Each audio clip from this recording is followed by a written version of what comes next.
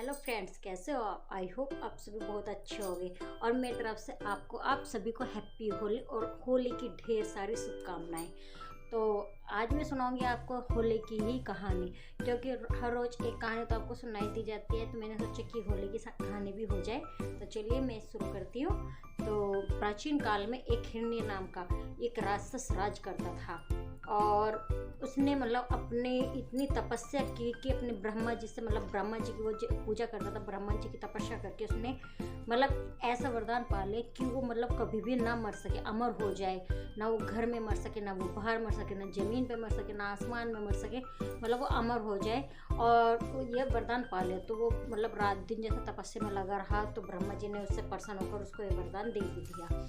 तो जैसे ही उसको वरदान दिया तो वो अपने आप को भगवान समझ बैठा।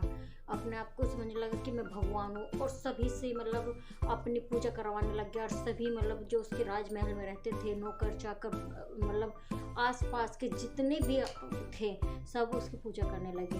बट उसका एक लड़का था प्रहलाद नाम का। वो उससे फिर कट था, उससे बिल्कुल अपोजिट था। वो विष्णु भगवान की पूजा करता था। तो हिरण्यकश्यप को ये देखकर बड़ा गुस्सा आता था।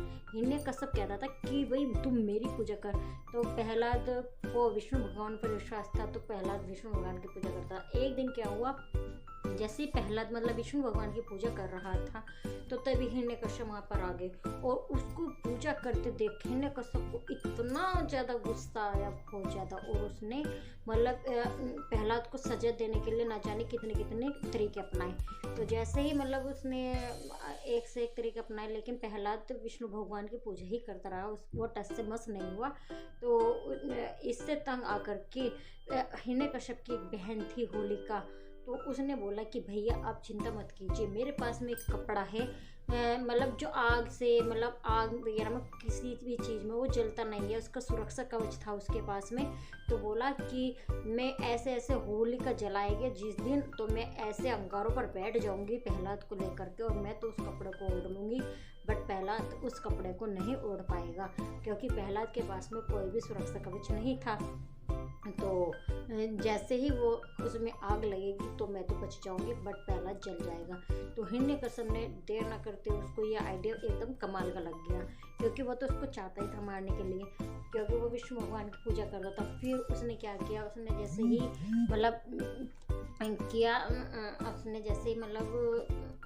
ये प्लान बनाना शुरू किया। तो उसने होलिका तो अपना वो कपड़ा पहनकर ओढ़ कर बैठ गई थी आग में और प्रहलाद को गोद में। तो प्रहलाद के पास तो कोई सुरक्षा कवच था नहीं।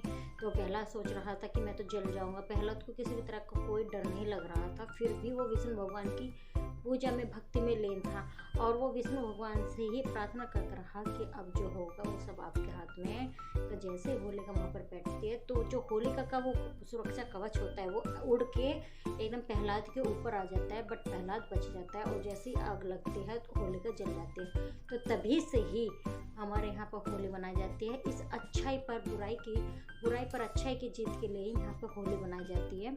और सभी लोग होली धूमधाम से मनाते हैं। पहले दिन होली मनाते हैं और उसके अगले दिन फाग मनाते हैं। अपने सब लोग एक दूसरे को कलर लगाते हैं और कलर लगा करके गले मिलते हैं। भाईचारे का प्रतीक होता है होली। और पहले तो लोग बाग ऐसे गोबर से, मिट्टी वगैरह से बहुत ज़्यादा खेला करते थे, बट अब वो कम होता जा रहा है। और जैसे भी है तो सभी बनाते हैं, ज़्यादा नहीं थोड़ी, और अपने घर में सब पकवान बनाते हैं। तो यही थी होलिका की कहानी। तो फ्रेंड्स, आप मेरे को ये बताना कि आपको होली की कहानी कैसे लगी, तो मेरे को कमेंट बॉक्स में आप बताना मत भूलिएगा।